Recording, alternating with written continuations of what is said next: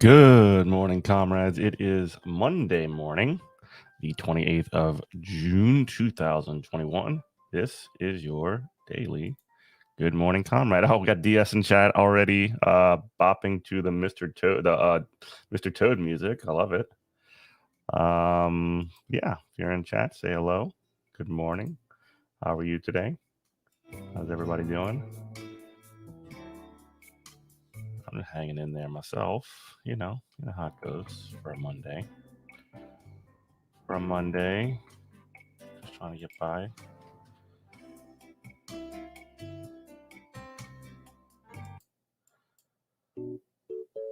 It's Mel Brooks' birthday today. He's 95. That's kind of crazy, right? 95. Goddamn.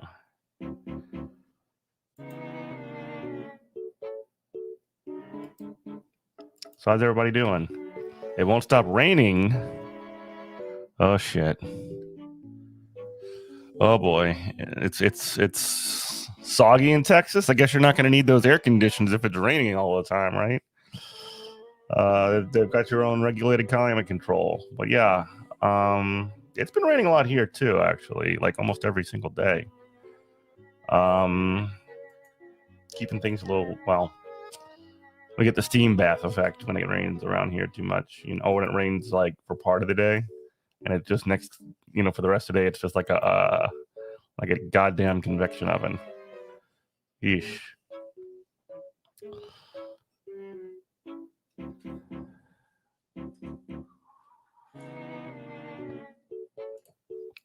But yeah, AC stays on. Yeah, I mean, you don't turn it off. Yeah, you don't turn it off. But yeah, we got some news today. Got some, the U.S. is back on its bullshit, doing airstrikes. Classic Biden, classic United States imperialism. I'm going to talk about that. And it's almost like that was not... it's almost like when Mike Gravel died, it's like, okay, now's an opportunity to start bombing again. Just to remember that, like, Mike Gravel was kind of like an anti-war dude. That was one of his defining characteristics. So let's take that opportunity to celebrate his death by bombing Syria and bombing Iraq right around the border. I don't know. Maybe that's just my my brain making weird connections like it always does, but feels about right. Yeah. Bombing for fun and profit. Right, exactly. Yeah. One sweet killer app to bomb Syria and like piss off Iran as usual. Let's get into it, I guess. I guess we're going to have to do it eventually. Might as well start right from the beginning. So, here we go. U.S. military. Well, we actually have a video. Let's start with this. Now, the U.S. military is conducting. I'll turn the music off.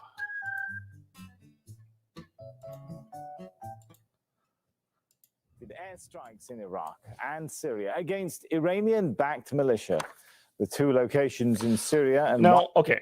So the headline is, excuse me, the headlines that I keep seeing is U.S. targets Iran-backed militias in Syria and Iraq. And, like, that's basically always just used as justification. Like, Iran is such a, like, boogeyman in the way that U.S. talks about foreign policy. It's almost like China. And again, I'm not like making anything, like, I'm not going to try and make any like pro-Iran arguments or whatever the hell. That's not what I'm going for here. But like the way that the United States talks about Iran is essentially like every single thing that Iran has ever done or can ever possibly do requires a like military response. So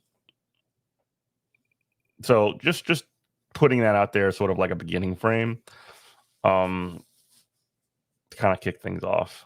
One in Iraq were targeted, both along the Iraq-Syria border. Iraq's Popular Mobilization Forces say 4 of their members were killed in the attacks. The Pentagon has released a statement saying President Biden has been clear he will act to protect U.S. personnel.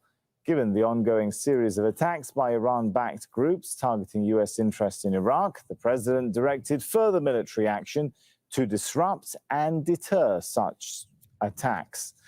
From Washington, D.C., here's Rosalind Jordan now.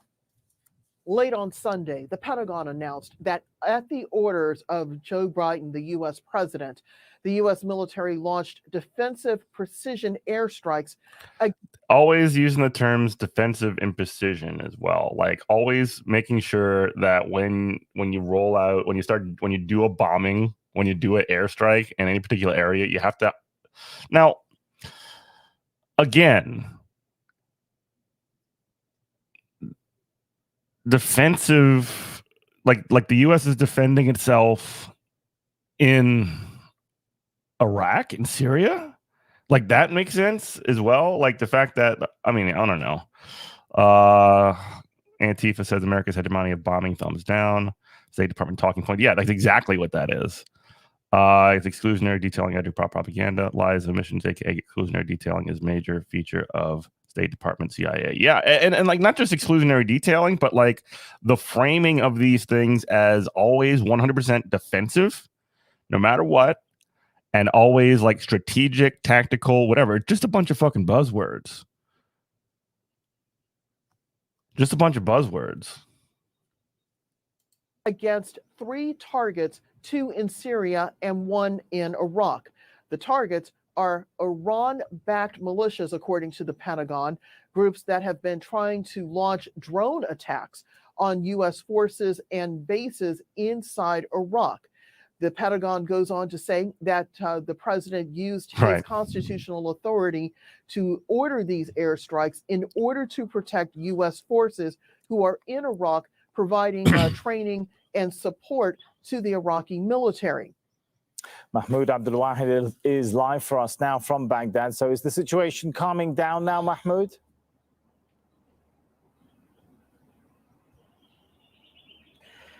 It doesn't seem so, Sami, especially with the threats coming from the popular mobilization forces and their allies. As you know, that the statement is expected to be released by the brigade of Hezbollah and the Saraya, the Sayyid al-Shuhada brigade too. And these are the Iran-backed military or armed groups. 4 were killed, and a source from the popular mobilization force suggests that 1 military commander is among the dead.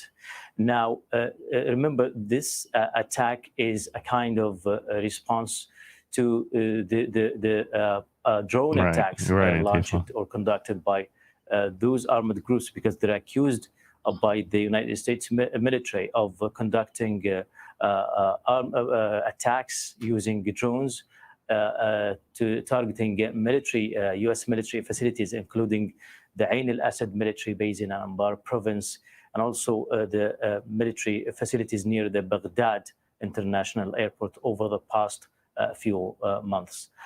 This attack comes only a couple of days after. Now, why would again, the sort of question that kind of goes around this too is that, like, why would anybody want to attack, U.S. forces and essentially like these like installations that have been put forward? Why would they want to be doing like Hezbollah and these other like quote unquote Iran-backed groups be doing that? And the reason is because that the U.S. has been in this region for, I mean, I don't know about my chat, but I know most people when they're watching on streams and things like that longer than most of their lives. I mean, I'm 35 years old, most of my life. So the fact that the U.S. has been an occupying force in the region for such a long time, and the framing that getting the United States out of there is sort of like that's the effrontery, and that needs to be responded to, is really kind of like a big issue with this with this framing as well. U.S. interests always sort of, again, there was a great video. We watched it on this stream put out by The Intercept, Jeremy Scahill, talking about Biden being the imperial president and his entire career essentially being in pursuit of the interest of American empire, essentially. And this is an extension of that, with him, acting as president. He did it as a senator for a lifetime, essentially. And now he's doing it as president. So there you go. force conducted by the Popular Mobilization Force at the anniversary of creating or establishing the army. I don't think that's necessarily a trait of Western media, Antifa. I think that like media broadly, especially in capitalist countries, which is not just the West, promotes, class, like it's funded by the capitalist class and it promotes capitalist class values. So I mean, like, I don't think it's necessarily a Western thing. However, there are exceptions.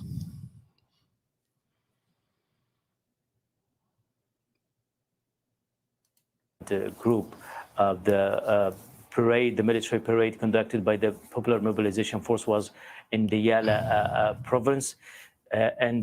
Meanwhile, the government of Mustafa al-Kadhimi in Baghdad has not commented on the attack yet, but we know that we've been in the USSR since the 80s. No, I'm sorry, the USSR went to Afghanistan since the 80s, and the USS has been in that area. There's just an increased troop presence since 9/11. Yeah, that's true. The government is not in normal terms with many of the Iran-backed armed groups. There is a lot of comments online from pages affiliated with the Popular Mobilization Force, threatening to retaliate, threatening to launch more missiles to attack U.S. military facilities as a kind of retaliation to tonight's attack. All right, and that was Mahmoud Abdelwahid there from Baghdad. Yeah, and like again, that's capitalist media is designed to benefit capitalism no matter what they have to say. Yes, and like it's not to even like refute what you're saying. It's just that I wouldn't limit it. Like the only like quibble I have with your comment is that it's just not a Western thing. It's a global thing amongst capital. That's the only because I think what you're saying is correct for the most part. Now, as we've been reporting, this is the second time President Joe Biden has ordered military strikes in the region.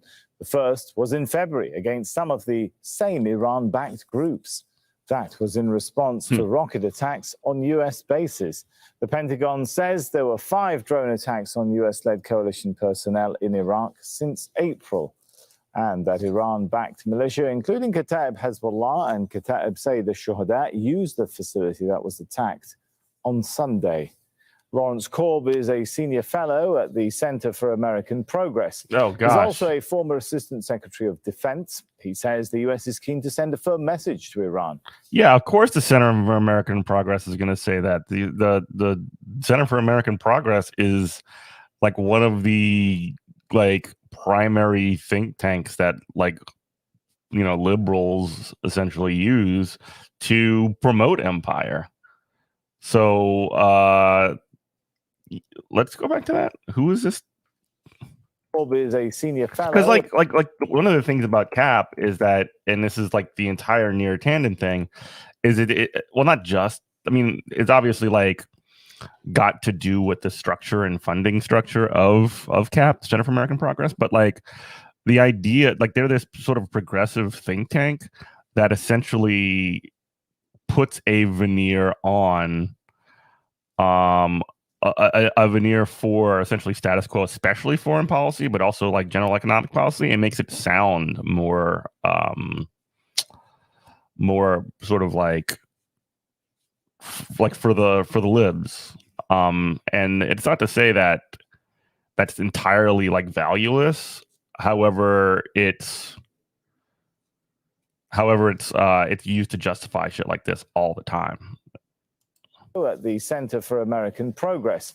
He's also a former Assistant Secretary of Defense. He says the U.S. is keen to send a firm message to Iran. Yeah, firm message to Iran. I think they're very significant because this is only the second time that President Biden has used military force. Oh, he's shown a tremendous restraint by only launching two military airstrikes in the area. Oh, tremendous restraint. It's only been 6 months. He's only sent 2 airstrikes. Come on, Biden.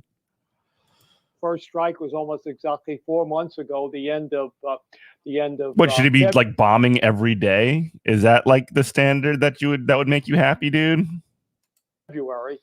I also think it's significant that he attacked Iranian-backed forces at the same time the negotiations are going on about reinstating the JCPOA, because I think he wants to send a signal that, yes, we want to get back into the nuclear agreement, but we're not going to let you do all these other things.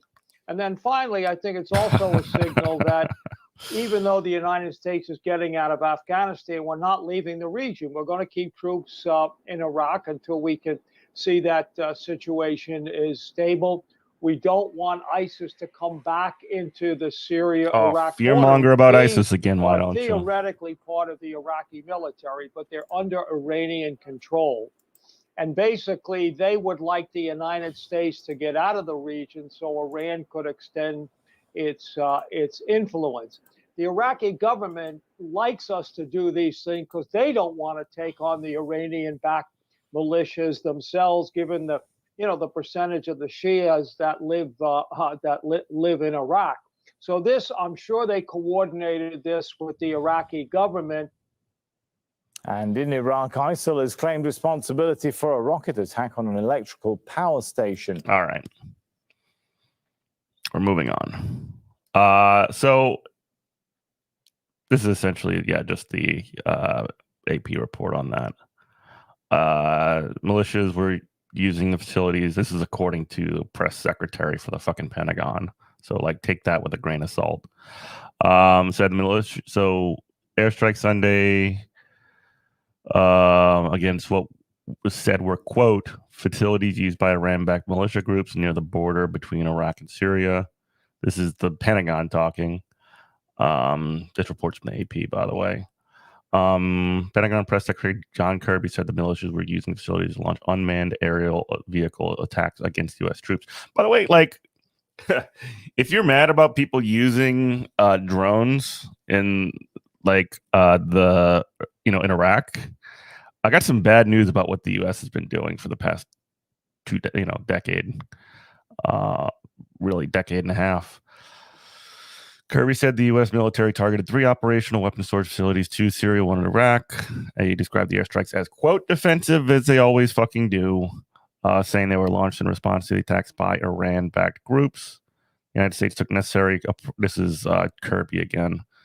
The United States took necessary, appropriate, and deliberate action designed to limit the risk of escalation, but also to send a clear and unambiguous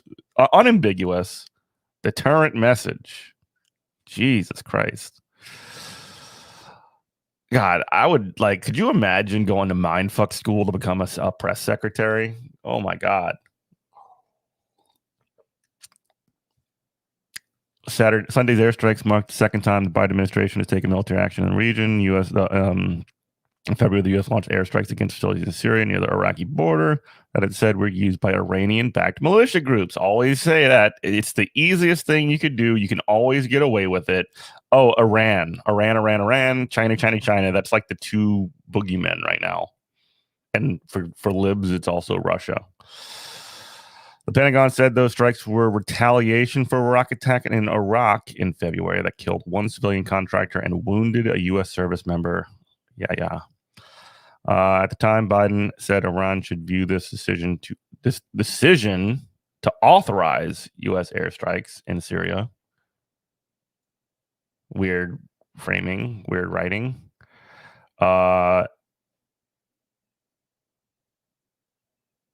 Because, I don't know, I'm like dissecting the language. They should view the decision to authorize U.S. airstrikes. Shouldn't they just view the U.S. airstrikes as something? But they're viewing the airstrikes as a warning that it can expect consequences for support of militia groups that threaten the U.S. interests or personnel. Yeah. You can't act with impunity. Be careful. Biden said when the reporter asked what message he intended to send. Jesus Christ. Did he whisper that too? On Sunday, press secretary of the Pentagon and Biden said Biden, quote, has been clear that he will act to protect the U.S. personnel. Always say that too. Make sure that you're talking about keeping the dang troops safe. Fear mongering never ends. The fear mongering is always directed at the most distracted petty bourgeois types insulated in the suburbs. Yeah, knapsack moms. Oh, you posted a podcast? What podcast? DS. What podcast did you post? This is Foreign Lobbies. Okay. Parallax Views. That's JG Michael, right? He's cool. I gotta get him on the show. Yeah, I'm gonna have to check that one out.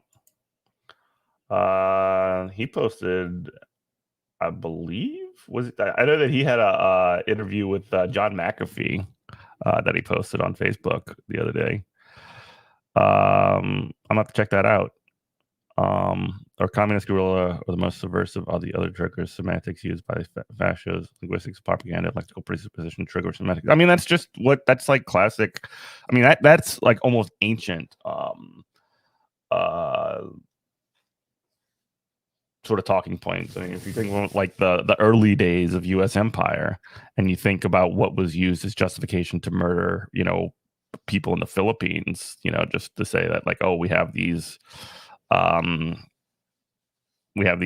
terrorist indigenous people, terrorists that are, essentially resisting U.S. hegemony in the Philippines, and use that as a justification to essentially bomb entire cities of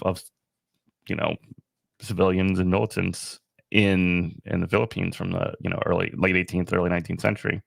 I mean, really, like across time, the more things change, the more they stay the same in that very specific way. It's kind of crazy when you think about it. I mean, if you want to go like way back, you can think about how like Roman like ancient Roman fucking society decided to pursue people like like, oh God, what's his name?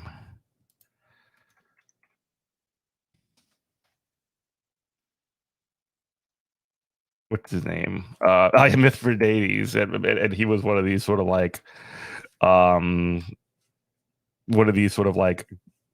kings of a certain area, and he was sort of viewed as essentially a terrorist type figure until he was, and it was used to justify wars in ancient Rome, in the Republican period even. So there you go. Pontus, that's where he's from, Pontus. So there you go. I gotta brush up on my ancient Roman history. I used to read a lot of that shit, and I've been off it for a long time. Well, yeah, I mean, the ancient, like the word barbarian, literally the word barbarian, which was originally Greek, like originally literally just meant people who don't speak your language, and then it sounds like they're saying bar, and it's just like literally just straight up like xenophobic in terms of like how it was utilized, because essentially you'll say these people are like unwashed because they don't speak Latin or Greek, but yeah. But anyway, that I mean, that's just like, maybe I'm just sort of like on one here, but like that's sort of like a continuous sort of vibe that's always sort of existed, to just sort of make, create these boogeymen that would justify, military action, with that would normally not be, bar. The blah blah blahs, yeah, exactly, Lauren, and Antifa. I mean, bar is blah blah blah, essentially the equivalent. That's where the name comes from. It's pretty interesting.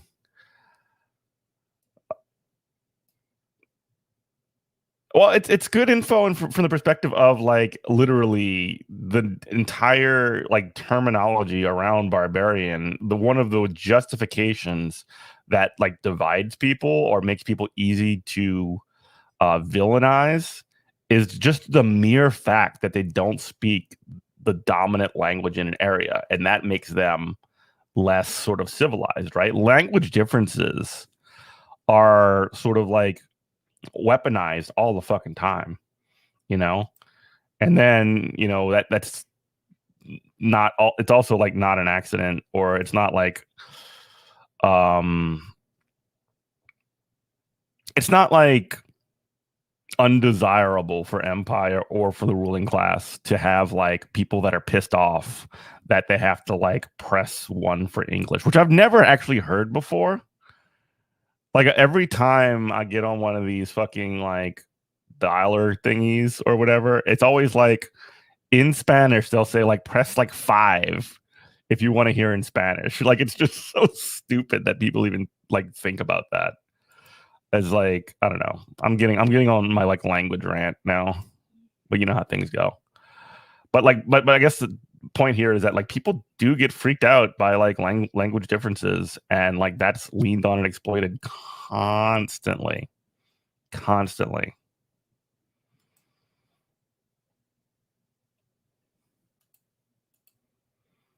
All right, let's talk about Mike Gravel. Mike Gravel sadly passed away on I think it was yesterday morning. He was 91. He was sort of viewed as I mean, like, again, this could easily become an infrastructure rant. How could I thread that needle, Lauren? I'm interested in how I can get that to happen. To turn my like musings about like language and language based xenophobia into infrastructure, because that seems like it'd be a tough needle to thread, but I'm here for it. All right, here's a video on Mike Gravel. This is from Vice from a while back. It's not, well, it is interesting for a couple of reasons, but let's take a look at it first. It's not like the most sterling like favorable coverage of him, but this goes into some of his background and some of his 2020 campaign. This is not the first time he ran for president, but one of the things that he's known for was essentially supporting, in the 1970s, supporting the release of the Pentagon Papers and supporting Daniel Ellsberg. This was he's like one of these fairly prominent anti-imperialist figures that has gone on for, I mean, has been around for a very long time.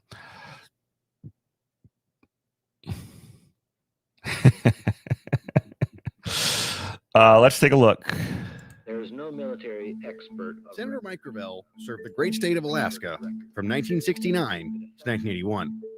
Then he dropped off the radar for a while, until 2008, when he ran for the Democratic nomination for president and earned a few new fans with his weird super lefty campaign.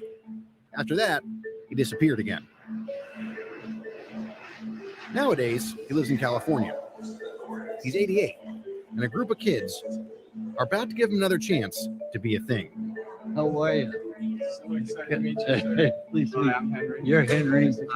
All right, that's through Gravel Teens, which is actually kind of incredible. The fact that they like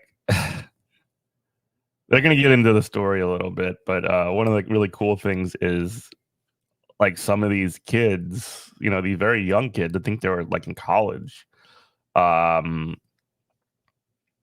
decided to just run Mike Gravel's campaign for president in 2020. And it was one of these sort of things where like you see one of these like kind of like send a message campaigns that I'm generally against. But like there was no actual like intention or for Mike Gravel to become president. There was no actual like seeking of institutional like endorsements for him, which would have potentially distracted from like Bernie Sanders presidential campaign. This didn't distract from that at all. Like this was almost used as a way to sort of bolster some of the messaging and fill in a lot of the gaps, especially for where a lot of the more like mainstream candidates were at. I don't know.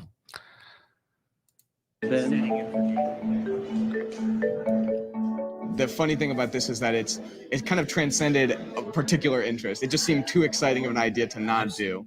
None of the people at this table want Mike Gravel to be president, including Mike Gravel. Yeah, I don't want to be president. Yeah. I'm too old. Yeah. The plan is to get Gravel enough donors to make the 2020 Democratic debate stage, and then poke Democrats with extremely lefty takes. Nothing's happened in my issues in 10 years. And that's what persuaded me to give you my Twitter account. and you're just using me. Yeah. And I don't mind being used. A little more to your left. There. The massively online team is a relatively new addition to American politics. They exist both on the left and the right. They're the kids posting memes all day long and swarming to attack people they think are lame on Twitter. They have a cynic's detachment and an idealist's optimism, often in a single internet post. So shocking. Cut!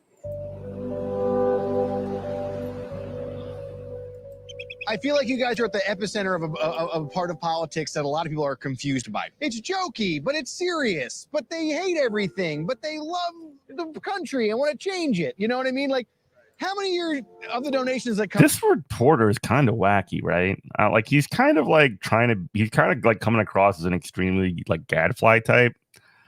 He's kind of making fun of Mike Gravel in his campaign, which is kind of shitty.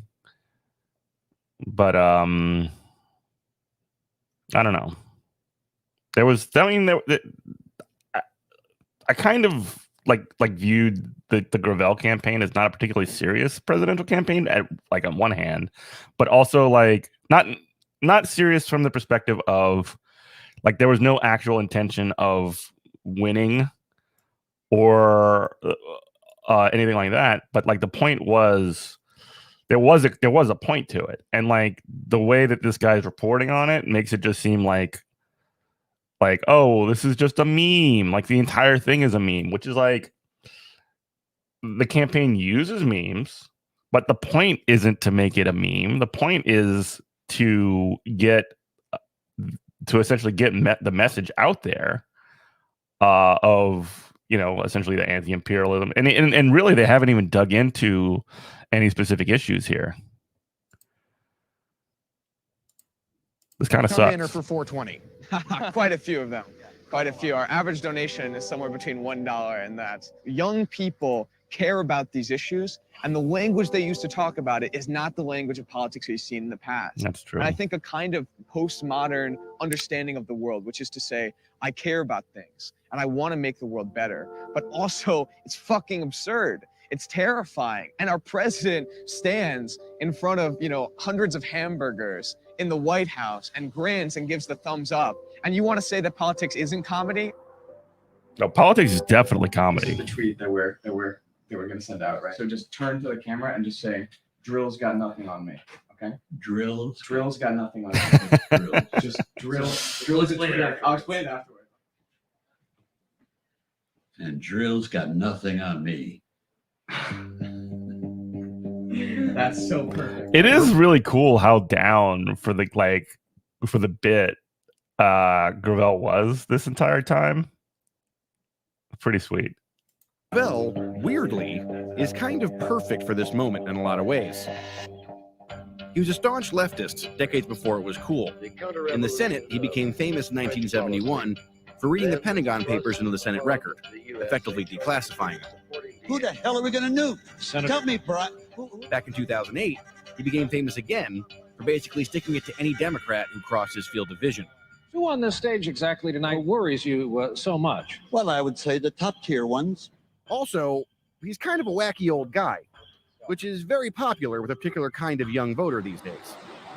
So why is it that I am always talking to young white guys like you, and your political heroes are these really old white guys? I think there's a sense in which what young people care about is earnestness. And the people who are most able and most willing to get out there in a big way, I think, are people with privilege, right? It's a lot of young white guys. And at the same time, I think it's wrong to portray the movement as only being that. So I'm a huge supporter of people like AOC and Abrams, these newcomers, but I think it's important that we can rally behind these people who have been proven time and time again to stand on the right side of history. That's a great point. Like the fact that like Gravel was around and was a senator for an extremely long time. Bernie's similar in this sense. Like the fact that they've been sort of like in the waters and they kind of haven't changed their trajectory. They haven't, I guess, the kind like, you know, people will say like Bernie sold out all the time or whatever, but like he really, I mean, like you can say that if you want, but like there's no basis for that. Same for Gravel. Like he was fairly staunchly anti-war until the end. I mean, extremely staunchly anti-war. I mean, don't want to undersell it. Is that David? Gravel, the candidate. Gravel, his wife Whitney, and his young campaign team talk through the Gravel 2020 platform. Are you guys ready to begin? David Ox, the 17-year-old campaign manager, Skypes in from his parents' house in Westchester County, New York. Our first issue is Syria. Oh, out of Syria, not of Afghanistan, and out of Iraq, and out of South Korea, period. All. And if you have any thoughts on forgiving student debt? Oh, God, wipe out all student debt. I think it's criminal. David, you also, you missed abolish ICE. Abolish ICE, that's an important one. Good, Okay. done. Pushing down the stairs. It was like, yeah, duh, abolish ICE, of course. Turning Gravel into a kind of... It's so sad that boomers refuse to step aside and let younger generations govern over the things they don't understand. I mean, yes and no.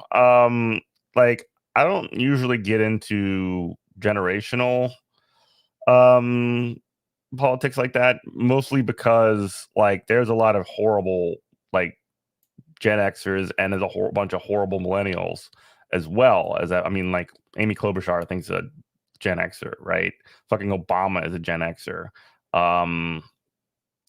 Pete Buttigieg is a millennial. Like, there's a lot of like I will say that like the people who were specifically boomers were not all boomers. I will say the people that are specifically boomers were like largely like if you want to speak generally about a generation, they were like the people who were the biggest beneficiaries of like any kind of social democratic reforms in the US. You know, Gen Xers sort of saw that fall apart. Obama's not a Gen Xer. He's like 50, right? He's like a 50 something. He's not a Gen Xer. Obama, Gen X. Definitely not a boomer.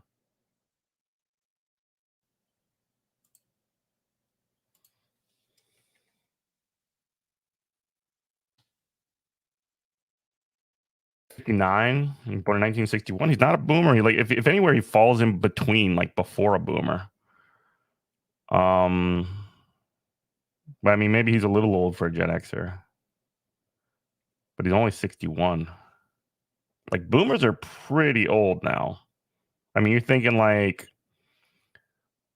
after the Second World War, I'm probably like, you know, 10 years or so after that. That's probably about 45 to about 50, you know, 1960. 1965 is a start point for Gen X. He was born in 61, so he's a little bit. Boomer seems I don't know. He does not strike me as a boomer, I guess you could say. Like he seems way too young. And again, these lines aren't clear, but like he definitely had a lot of like appeal to millennials, which is a problem as well. But okay, and this is kind of why I hate the like broad generational conversation. But like, okay, let's say he was in 61. He lived like grew up in the 60s, you know, was an adult, I guess, you know, in the 80s. So like he became an adult like during the Reagan times. So maybe he's not a Gen Xer.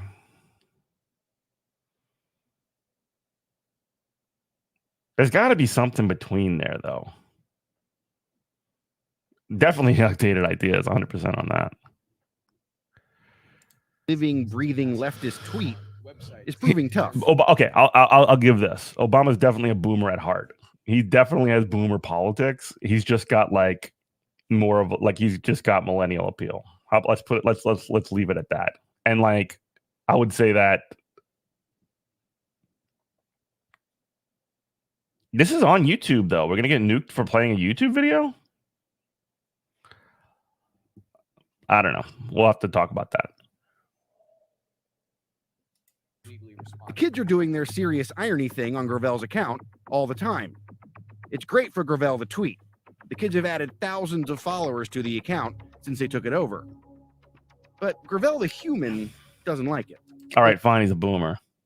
Largest result of your campaign so far has been it's basically the most negative campaign in the Democratic field. I mean, you've attacked all the candidates running for office. Yesterday, they put a tweet up about Cory Booker. I mean, it's a constant kind of negative. They put something up on Cory Booker yesterday? Yeah, yesterday at like 3 o'clock in the afternoon. They put here, I'll read it to you. If you want a vision of the future under Cory Booker, imagine a boot stamping on a human face forever. And every once in a while, it stops for an inspirational lecture about how we should never stop dreaming. Well, I think I've got to call them on that. The second issue is that human Gravel loves talking about things that people controlling the Twitter version of him do not want him to talk about. There has been some question about your feelings about 9/11. Can you just help to clarify what your position is on that? I'm very clear. I think that there's elements. It was an inside job. Now, there had to be somebody that was planting the explosives in these buildings, which came down by controlled demolition. We know from science and physics that it wasn't the airplanes that brought it down. So where were you found out that Mike Gravel was a 9/11 truther? How he became a 9/11 truther and where that came from was a genuine and profound. Like the boomer conversation is interesting. It's just it's controversial. Skepticism of everything that resulted from 9/11, right? And absolutely neither of us are 9/11 truthers. Both of us think that the senator is and was gravely misguided on this issue. But this is where it gets kind of real, right? This is where the joke becomes very serious, because as you're out there pushing these agendas that are very important to you about healthcare and criminal justice, reporters like me are going to keep saying, yeah, but the guy's 9/11 truther. Like, you're going to tie this to 9/11 trutherism? Is all these things that you care about? I think it's because in a lot of ways, media narratives can't escape individuals, right? It's not about him, and it's also not about us. It's about the people who support what we're saying, and it's about our ideas. A movement has nothing to do with individuals, really.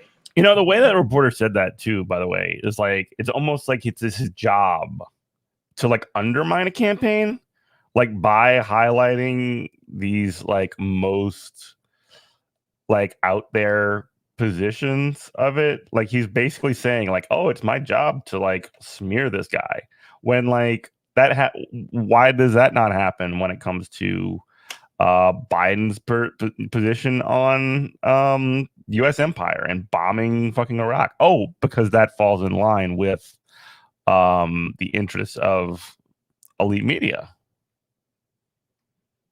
Got it. You can't discuss it. Yeah. And again, like that's all bullshit. Like the 9/11 stuff's all bullshit, to be clear. But like, and again, like Vice has gotten weird. I mean, Vice has started weird. Vice has always been weird. I mean, it was founded by Gavin McInnes. It's probably better. Well, I don't want to say better. But that reporter, I don't know who that reporter is. I think he was like way off on that particular point. And he's again been like very gadfly about this whole thing. That as you get the money coming in, the kids don't think the 9/11 stuff matters. Fine. What about the fact that a guy who was enjoying retirement is now a human troll tweet and doesn't even know it? There are people who know you, have known you for a long time, remember you from 2008. Some of them are worried that these teenagers are taking advantage of you to play a joke on the Democratic Party just at a moment when everything should be very, very serious. First off, it's no joke. The issues we're talking about are real. As a legislator, I've used people all. We lost stream for a minute. Did we lose stream? It's back now? Okay. Did it go down on Twitch too, or was it just on YouTube? That's weird. All my life. And so if they're using me for what they believe in, which happens to be the same things that I believe in, then boy, Katie, bar the door. We want to do more. Yeah, exactly. That's the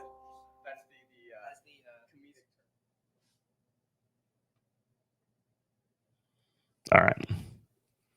So there you go. A little bit on Mike Gravel.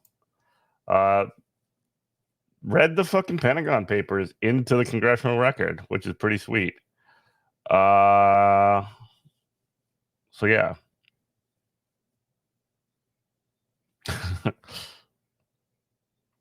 All right. Down again. Down again. Hello. Hello.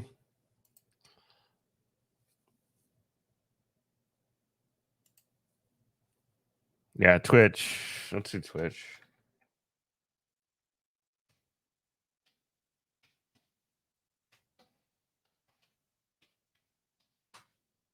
Be fine on there.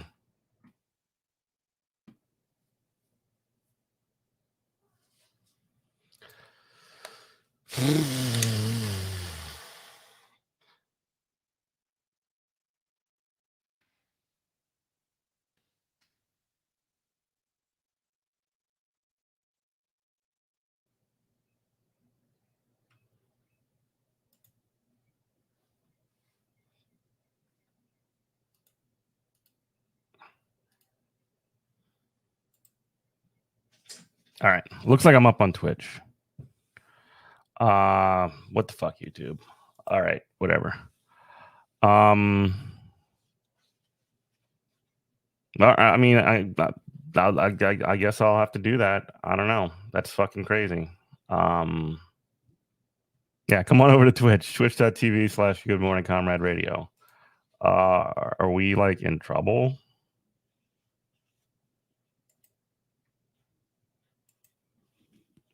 And fuck this YouTube shit.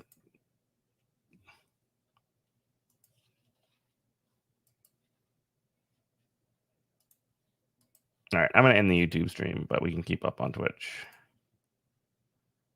I'm removing YouTube. Oh, it's back now? It's back now? Is it back? Am I back on YouTube? All right. All right.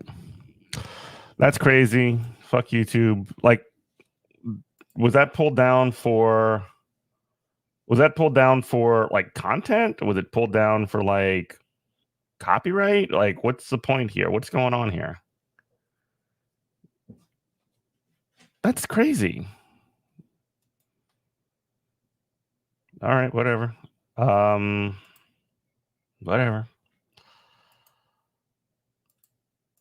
I think that's the first time that's ever happened to me. I don't know if that's ever happened on. I know it doesn't happen on Twitch. It happens on YouTube. Policy violations. I love how vague policy violations is. That's awesome.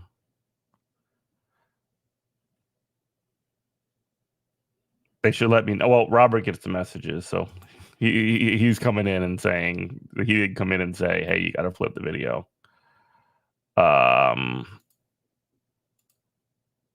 What still?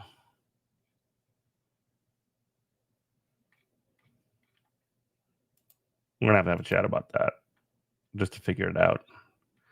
Because I mean, like, people play YouTube videos on Twitch all the fucking time. Every time you play a video that's unaltered, it's claimed by Vice and shuts the stream down. You got to speed it up or flip it or play it in Windows. But I mean, it does. Okay. That's a huge pain in the ass. That's a huge pain in the ass. That's only YouTube though. That's not Twitch. Okay, we're getting into a production meeting now in the middle of a show. All right.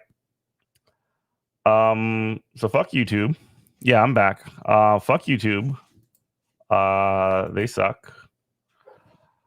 You can't show YouTube videos on YouTube, right? Exactly. Exactly. You can't show YouTube videos on YouTube. But okay, whatever. I'm Twitch is fine. We kind of want to grow on there primarily anyway, because I'm actually trying to get to affiliate right now. We need to get at least like 3 you get an email every time it happens. Well, geez. We get at least 3 followers. We get most of our people watch through YouTube right now, but we need to like get a over 30 days, like at minimum, at least 3 viewers, sort of like average, and we can get to the point where we can start monetizing and get subs there. I get claimed all the time. You get spammed with them. All right. We might need to drop YouTube or something. We'll have to figure that out. Hey, Lauren. How do you rewind? You can't really rewind. You have to watch a VOD on Twitch. But yeah. All right. I get claimed all the time. That's why I watch a lot of videos lately. But okay. All right, we'll have to talk about that, Robert. But I mean, maybe we just need to drop YouTube and just do VODs for YouTube. I don't know. This sucks.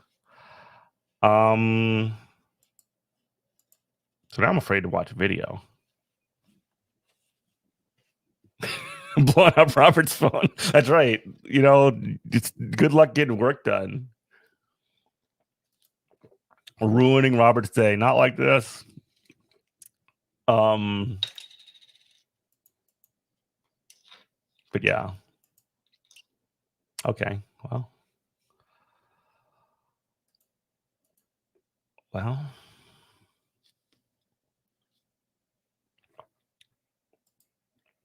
We can push forward.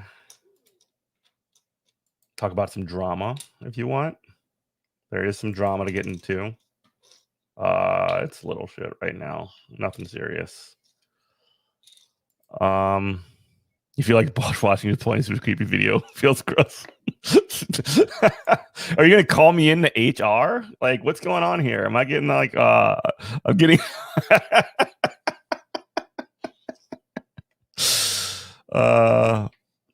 yeah, I mean you can watch a VOD after on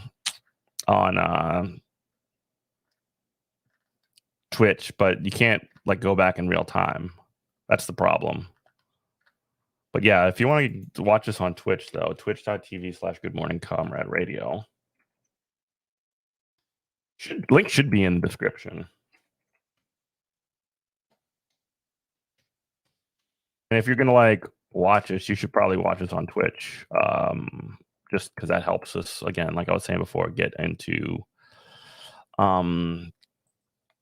get into affiliate, which we really wanted to do. We've had most of our people watching through YouTube, but I think we do want to do that transition. But I don't want to pull down YouTube right now either, just because that's where most people are watching.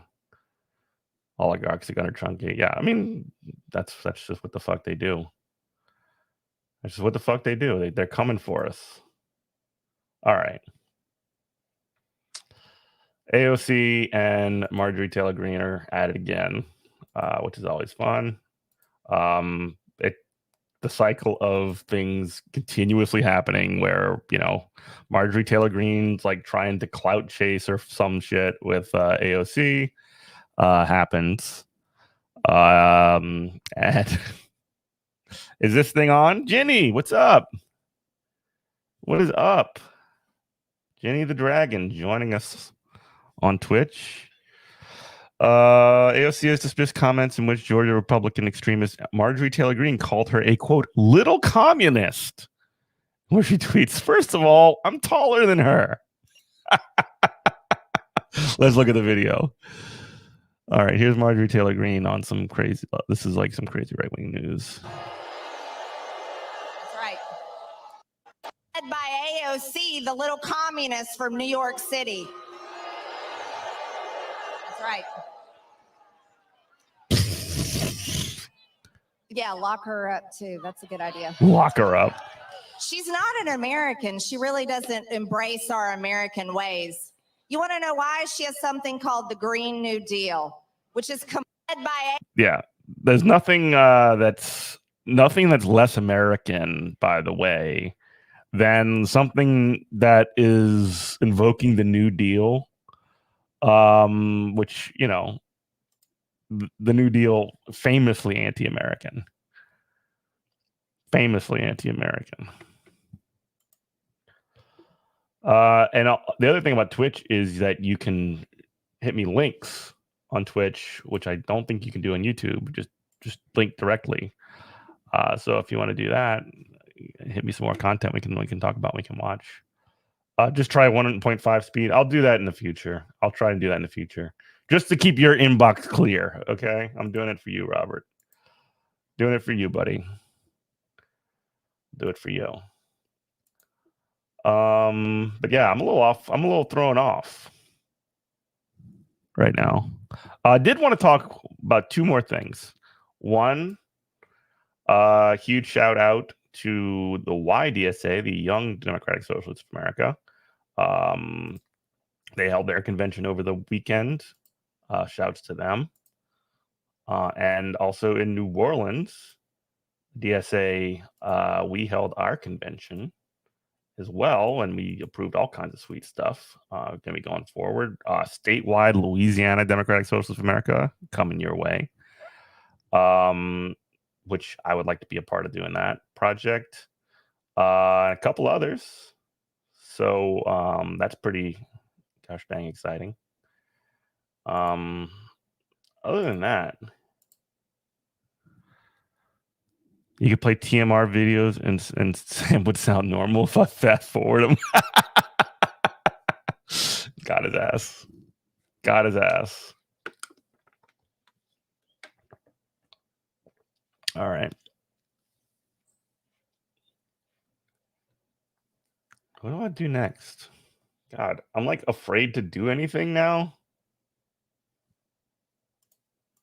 because I don't want to make Robert mad at me.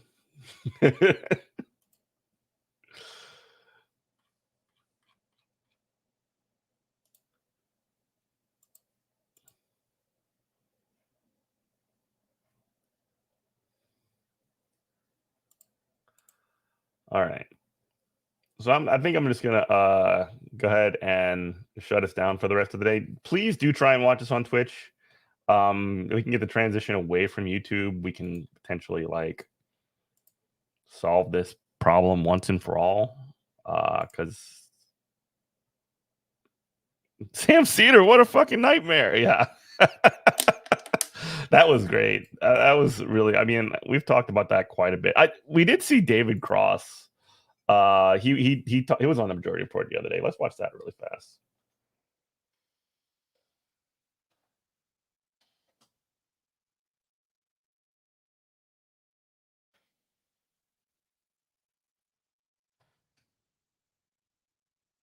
And if we do get nuked again, just make sure that you watch us on Twitch. I'm going to try this at 1.5 speed, especially because this is a longer video, or maybe 1.25 speed.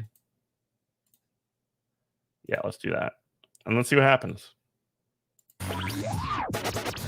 As you probably heard, I got into a sort of a debate, if you will, with Steven Crowder. And I did not hear about that. Oh, all right. Well, I got into And I'm sorry, who are you referring to? Steven Crowder. So I don't know who that is. You've never heard of Steven Crowder? I might have heard, and I'm not. Maybe if I see him, assuming it's him. Can we put up the tape? Because let's start it. This guy. I don't know. Okay, kind of looks like a lot of guys, though. I mean, if I dyed my hair and had hair and had earphones and then jacked myself up and had my name in neon behind me, I'd kind of look similar. So right. Okay, fair enough. Well, I would be curious if you could assess. Oh, I can see it right down there. Ethan Klein debates Steven Crowder featuring Sam Cedar. Oh, yeah. So is this like a rap thing? Well, no. What happened was Ethan Klein, who has a YouTube show. I don't know him either. Okay, he has a YouTube show that many like millions of people watch. Steven Crowder has a YouTube show that millions of Cretans watch, and they were ostensibly going to have a debate, but Ethan doesn't really debate, so he asked me to come in and be his surrogate debater. And if you could watch, because I'm curious of what's going on in Steven Crowder's mind during this, when this happens. Now, I should also tell you, it's like a rap thing, yeah. Sometimes I feel like I talk slow though, but then also I feel like sometimes I talk real fast. So glad Bob and David are still cool, unlike Sarah Silverman and Mr. Show alums are not sending their best. Yeah, well, Bob and David are still good. He's wearing a holster, so I don't know if that it might inhibit his movement in terms of just, you need to know all the facts, David. Mr. Show, I actually watched some episodes of that not long ago, and it does hold up. It is still pretty good. For analyzing funny. this, right? His arm movement may be a bit restricted. Yes, I mean, as you can see, he's wearing a I can see that now. I thought that was part of a baby Bjorn, but I guess not. Okay, it's a holster, and it's a holster for a gun. A gun. What? Okay, and why does he need to be ready to shoot? In case Sam Cedar comes on the screen, maybe just to make sure the computer servers go dead. Yeah. Which he probably should have done, He actually explains in this video why he is wearing a holster. So this isn't common for him. He doesn't always wear. He's not. No, he does. He does. Yeah. But is he pro right to carry? One of those guys? Yes, he is. He will say later in the video that he is trying to normalize wearing a holster, and I think from your laughter, it probably is not quite normal yet. So. No, I mean I live in New York.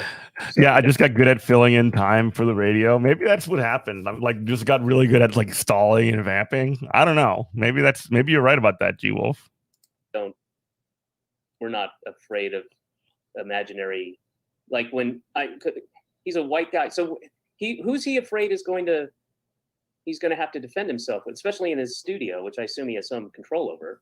Yeah. The weird part is he's surrounded by producers who are not wearing holsters, which is maybe they're all trained in Krav Maga or something like that. Possibly. Here is so if we could play the video and you can maybe just yes, I'm sorry. So and tell you and tell us what you think he's thinking at any given time, and you can just say pause or whatever. However, I'm not sure how you would go about this, but you're the expert. So yeah, I'll say pause and oh geez. A lot of people watch him. You know him. Some of you like him. Some of you don't. Same can be said for me. Ethan Klein from. What's that? Right. So you can see his left hand is out. I'm assuming he's right hand dominant. And you can see he's tapping into his hand. I don't know. I can't see myself on the screen. I'm assuming so he's doing this. Okay, which is that's somebody who's clearly into both sides of S&M or BDSM, and that's what he's doing there. That's a self-soothing thing. Yeah, the holster makes more sense now, right? That could be incorporated. I think that's probably. I don't think anybody goes that far into their sadomasochism or would be that open with it, but that's just a subtle, into both submission and domination. It's like a thumb sucking, but for somebody who's soothed by being on both ends of an S&M situation. Yeah, or a thumb sucking butt. Yeah. Okay. All right, go ahead. You're very welcome, and I just want to say, I know you called me. You said that I would be that's the other guy, I'm assuming. Yep, that's Ethan. Yep. I think something like that. And I think you're right because I don't think I'm a very good debater. I think you know that. So Ethan is distracting. Go back. Ethan was doing something. Oh, okay. Well, that man's definitely chewing on something. Could be it. Now let's go back. What's happening? He's fiddling. He's coming up from fiddling with something. This guy. Wait. Or maybe not. Maybe he's eating a pistachio, I think, or something. I think that's the thing. Oh, he had his hand. Okay, looks like he was pushing an imaginary. Right? Yeah, to blow up the moon. An imaginary panic button, and a lot of people will do that. Oh, we got Sam Cedar remotes in the chat. They want to get out of the situation. Oh my God, it's Sam Cedar. What a nightmare! You're bopping an Andrew stream. All right, Samia, I'll probably be over there in a little bit. Yeah. All right. Cool. Thank you so much. Have a great day. They wanted trap door to open up. All right, keep going. Too easy for you. Oh, okay. So I've prepared. Okay. Yes. All right. So Dan, what we were going to talk about is the initial quote that happened. I think he's looking off there. The initial quote that kind of was turned into a little bit of a meme, which wasn't intentional. Okay, he's just being it's a standard conversational, slightly just. He really was so nervous this entire time, just like waiting for a boogeyman to just like pop up out of nowhere. It's great. It's great. There's nothing exciting or interesting What really. about these breaths he's taking? Because like I think when he sees that that Ethan is looking off to the side, he thinks something's coming, and he can't seem to get through an entire sentence without taking a big deep breath. Like he's trying to. I don't see that. I do see preparation. I do see I stealing will oneself. But that could be for anything really. What do you see with his hands, though? He's clutching them quite tightly. Again, that's part of stealing yourself, wasn't preparing intentional. yourself. But I don't see it doesn't seem necessarily too tight. Again, he's doing this fiddling. That's just self-soothing. That's that's just making himself comfortable in this situation. But he does his I don't know what the trapezoids, which he's clearly worked on quite a bit. Those are getting raised a little bit. So he's even though he's leaning in, he's still upright, and that's telling me he's preparing. Almost, this is called the mother bear syndrome. All right, keep going. Sound. And I disagree with that. I think people should think about it. I believe, and we talked about this through Playful Living, in an aggregation And he this of medical authorities. And he's looking straight on. This is good. There's nothing wrong or odd about this at all, Sam. So I'm not sure.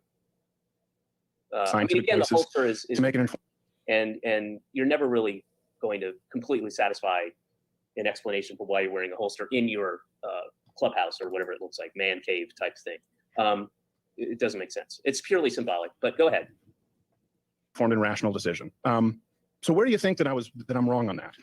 Stephen, do you know that the Spartans are like well, now he's practice nervous. man love with children? Oh, geez. Okay, I think that he was just starting to stall at that point too.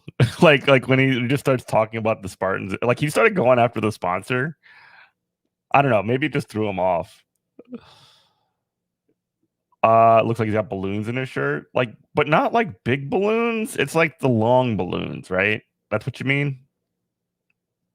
What's going to happen? What did I tell you? He was going to do anything he could to avoid. Oh, there he is. Oh no, Sam Cedar. What a fucking nightmare. Okay. I had no idea this was going to happen. Okay, stop for a second. Like you By want to his just body fold his arms into like a dog or something.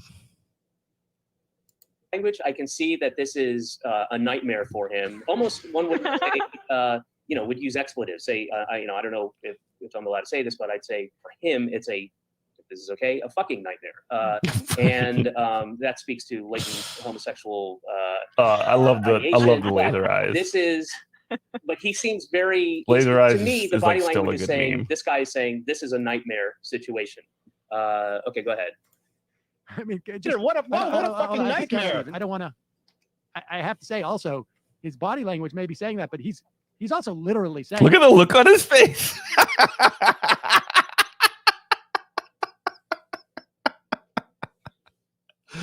Look at the look on his face.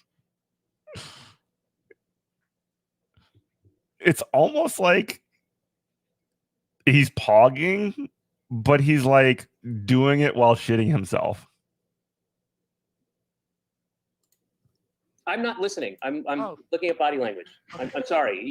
If you want that kind of thing, that's like twice as much money, Sam. If you want me to break down body language and the body tell language you is more what to interesting. say. We can hear the language part is actually just sort of like. All right. Well, then it's a freebie. I'll throw that in for free. Okay. Oh, there he is. Oh no, Sam Cedar. What a fucking nightmare. Name's on the table. That's very petulant. That's what you notice, by the way, like no, actual analysis, we can hear like he repeated himself. He said, "Oh no, Sam Cedar. Oh no," like he did it twice. Sorry, I have to say also, his body language may be saying that, but he's also little. To me, the body language is saying this guy is saying this is a nightmare situation. Okay, go ahead. I mean, what a fucking nightmare. I don't want to. I have to say also, his body language may be saying that, but he's also literally saying it.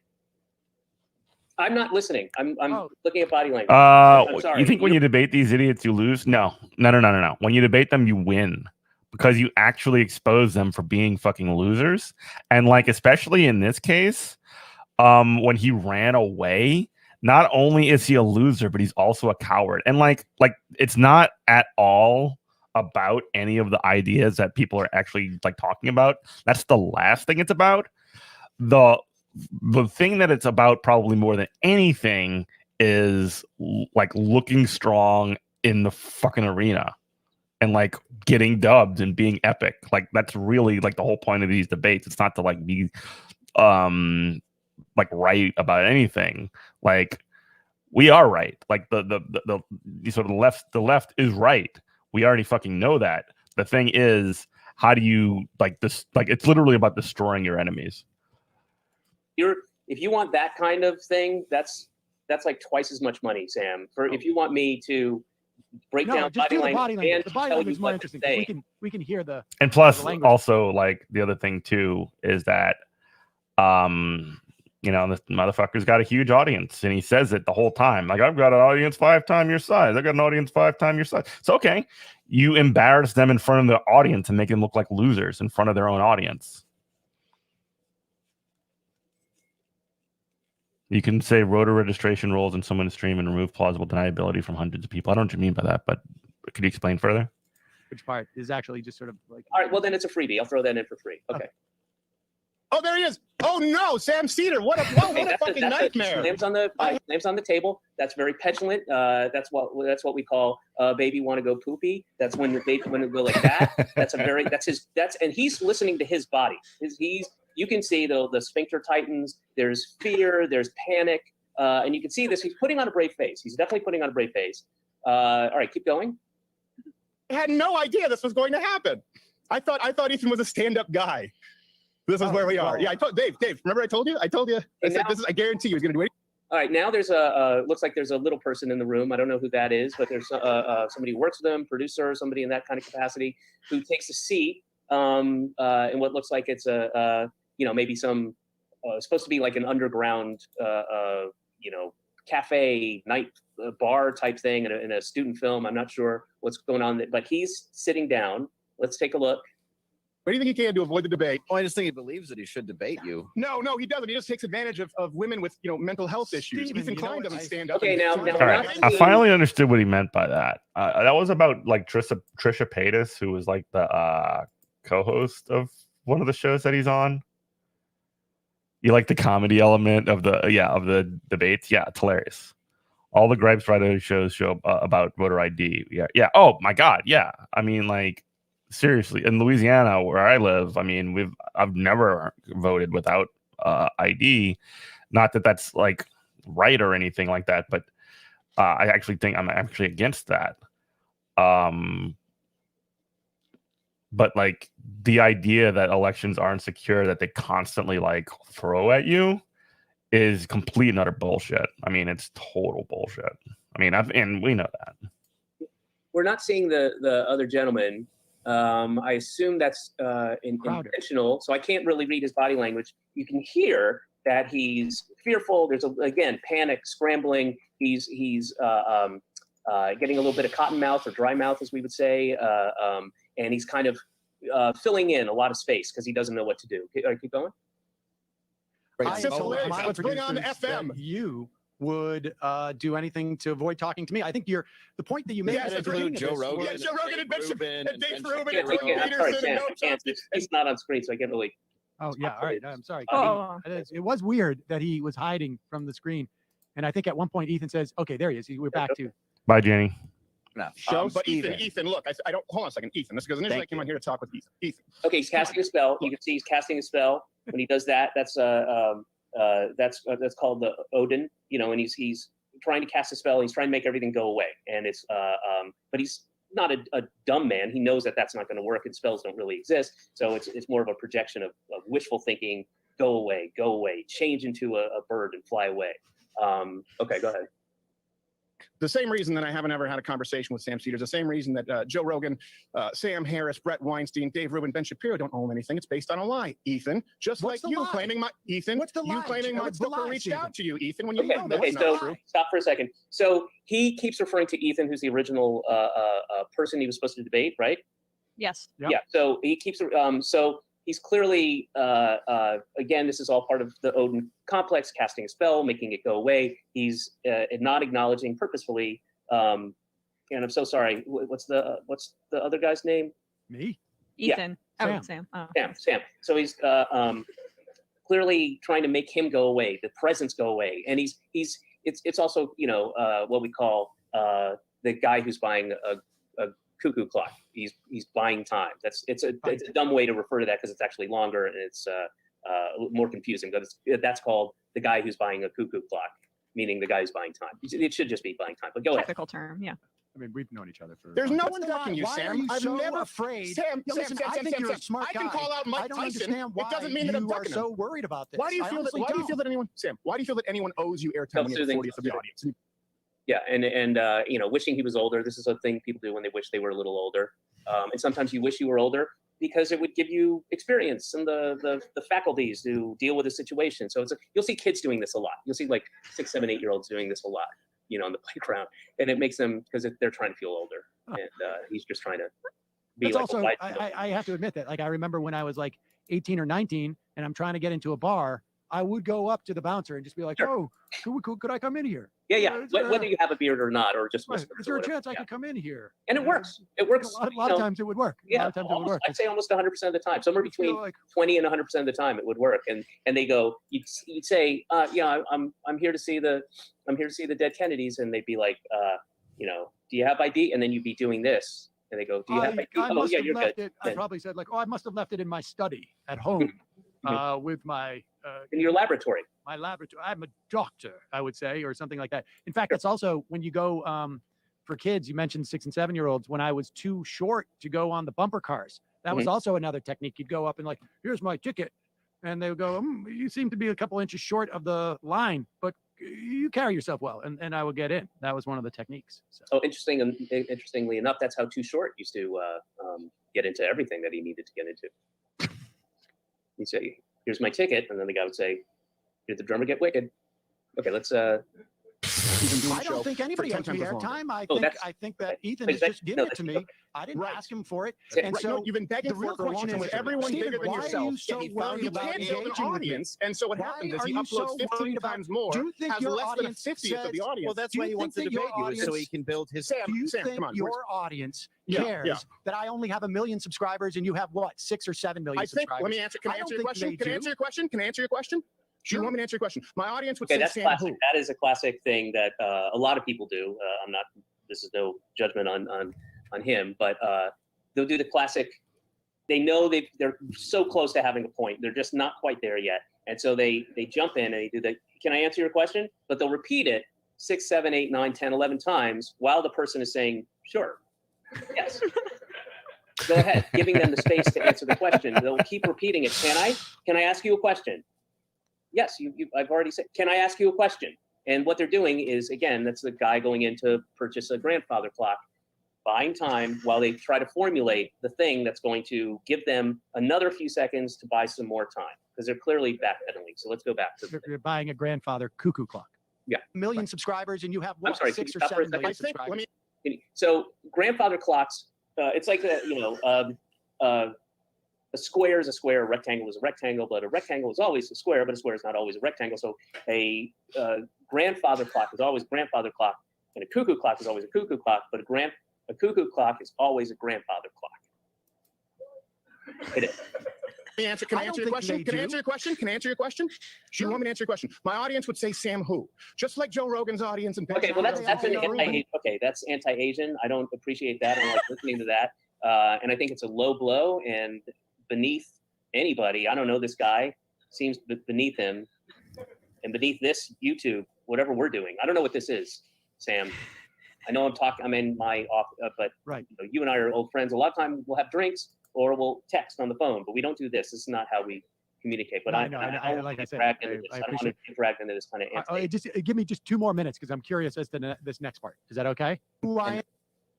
Now they all know who you are because you had to shoehorn yourself into another coward show. College students, every day that you do that, change my mind. They don't know who those college This is another students lie. are. This is another lie. Let me clarify, Sam. Let me clarify, Sam. Again, he's casting spells.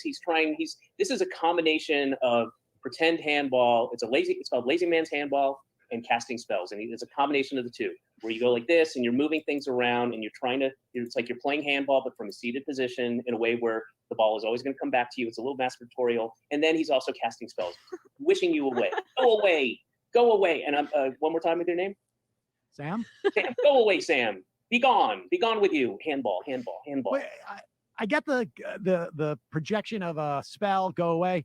I don't what would lazy handball do for you? I'm not sure. I mean, follow. it keeps you active in your mind, and it allows you to to think as you're going. Like, yeah, I'm fit. I get some exercise. I don't just sit around the house.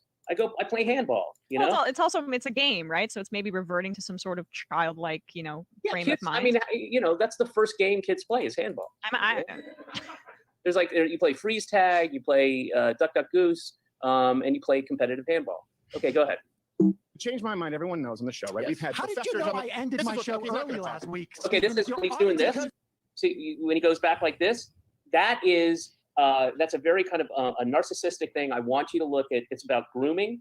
He's had a full day spa treatment. He's had his hands and the fingertips and the things. Dude, what the fuck is Cross on about? He's just like totally vamping this entire time. Just doing weird shtick comedy. I don't know. Gotten him, little buff and some, Like I get the bit is that like he's making fun of like body language readers, but he's just going like all over the place.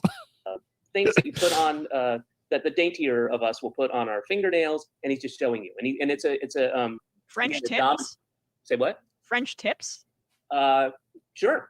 And he's just keeps showing them to you. It's a dominant. It's a way to make you feel Right, exactly. Just decide like, oh, here's a stage. I'm just gonna fucking put on a show. Beneath him. Like less fantastic, like in a way. Like you feel less glitzy. Less glitzy, less fantastic. Glitzy. He's saying like you're basic. You're basic. Yeah. And I'm more fancy. He's showing you. I'm fabulous. I'm And fabulous. this is, You're it's basic. not just visual. There's smell to it. There's what is the main ingredient in nail polish? It's that lacquer, that very strong. It's a very strong smell. Smell my fingers. Smell my fingers. Take a whiff. Okay. Because you're an idiot, How and did you half know of your that? staff Do doesn't you like watch my you. show? Because I'm a diehard fan. Yes, it's because he's a diehard fan. If Yeah, you're a I've heard diehard of you, fan, but I just met you. why not have Congratulations, me Sam Cedars and fan. Steven I have a can't. conversation? This is all I'm talking confusing. about every time I get on Now here's this talk, gentleman again. I you don't know bombarded why. Okay, that's the same thing with the hands, but he's doing it at mid-chest range, which is also waving his funk at you, getting his funk on you. You're one of mine. Get here. It's very ape-like. It's primal. It's primitive. And I'm going to ask you a question, and I want you to be honest with me because I don't have time to go through all this. Okay. I'm watching all the actions, linear, putting it all together. Is this the big twist, the surprise? Does he eventually throw his poo at you? Is that where this goes? No, he does not. There's no. I mean, not Okay, certainly not literally. I haven't done this in quite a while. So this was a long time ago, as you acknowledged back in Boston when we were Yeah. in yeah. prison. Well, So let me it's just been a while since I've done this. let's just do another minute, if you will indulge us. Yeah, anytime right you now can I'm send- trying to talk with you. You're interrupting, Sam. bombarded the show. Okay, go ahead. You bombarded my show under a false pretense. You claimed just like you claimed that I ducked a debate with you under a false pretense. Have I ever? That is what the Politicon people told me. I Oh, played that what they the told you? audio Well, of so it. you're just lazy with your research? Okay, well, that's interesting. That's interesting. So that's called the Mini Pearl, and I don't know how many of your audience will know this. Mini Pearl was a very iconic Grand Ole Opry figure, a figure from the Grand Ole Opry and she was on Hee Haw, which is a show that was syndicated at. Again, your younger viewers won't know about Hee Haw. Unfortunately, I grew up in the South. That was one of the very few things that we had for entertainment. Mini Pearl was big. David Cross is from the South. I actually didn't know that. Where's he from? Where's he from? She was this kind of, white segregationist kind of, affected character, and He's from Georgia. And part of her shtick was she that price tags still I did not hanging know from that. from her hat, and she'd be the kind of school mom, the Southern woman, older, a very older matriarchal, that kind of white, dowdy, but feminine yet masculine at the same time. And he's Mini Pearl jokes, what right? he's doing is the Mini Pearl. But why would a guy whose nickname in high school was Tubes from Canada, why would he be portraying a Southern segregationist white woman? But this isn't conscious, Sam. He's not doing this consciously. Ah. These are all things that your personality comes out. You can't hold your personality back, whether it's ape-like, whether it's a pathetic wizard, whether it's an old racist, segregationist Southern Baptist school marm. These are things that are part of us that come out through our gesticulations and things and body language and things that we do that we're not even aware that we're doing. So all right. So let's. I think we can end it here because it feels like we've got a like a full-on assessment of Steven Crowder. He is like an ape-like, but also like a Southern segregationist belle who wishes he had wizardry that he does not possess. Is that your words, not mine? Your words, not mine. Well, how would you characterize it?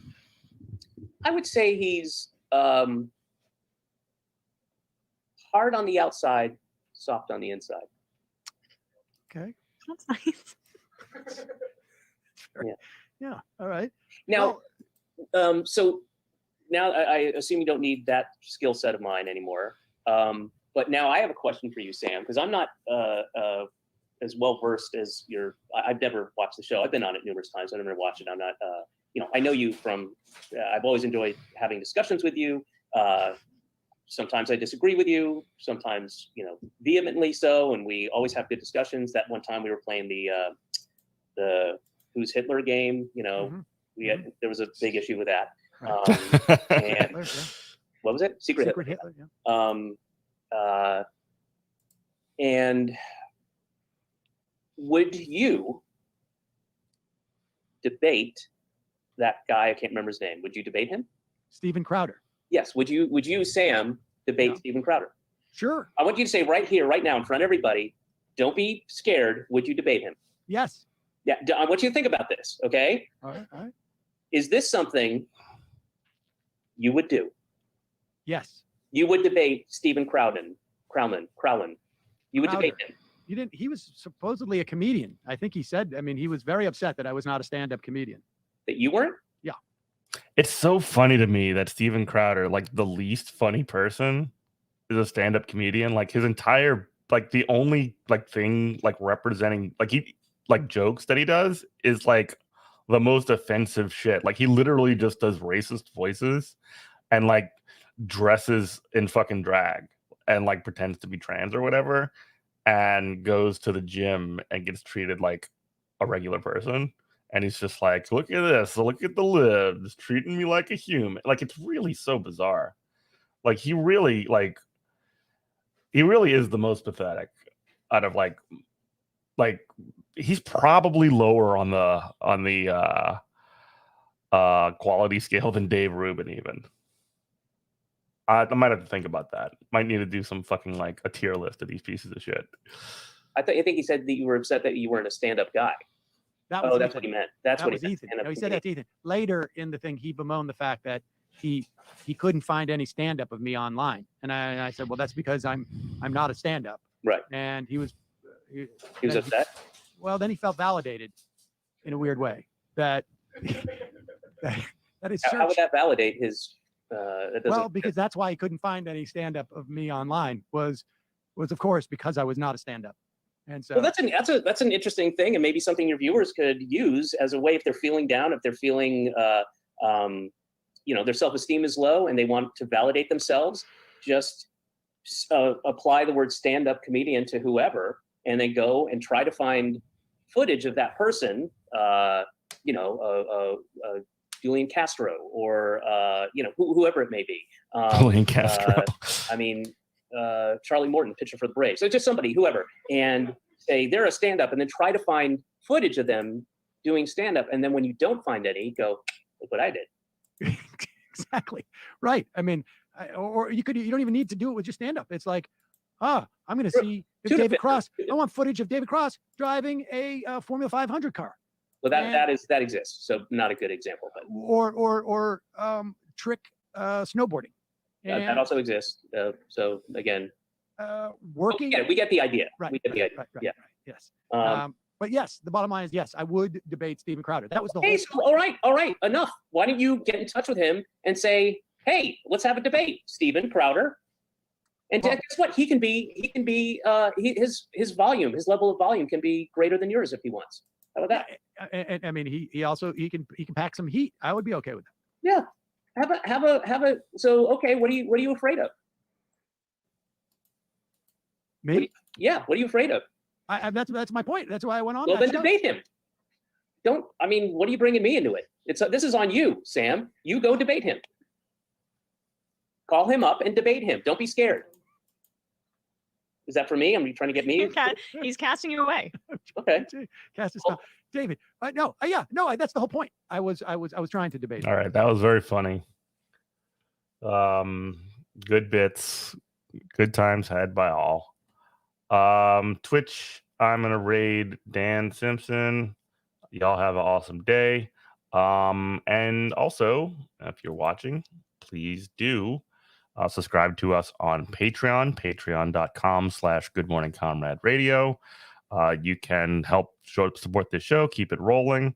You could be like Ty Jitty, Michael H, Dan O, Jonathan H, Timothy C, Dragon Slayer 19, Andy L, Gary W, Rachel K, Kenneth F, Adam R, Trey M, Watermelon Pickle, and Penelope D.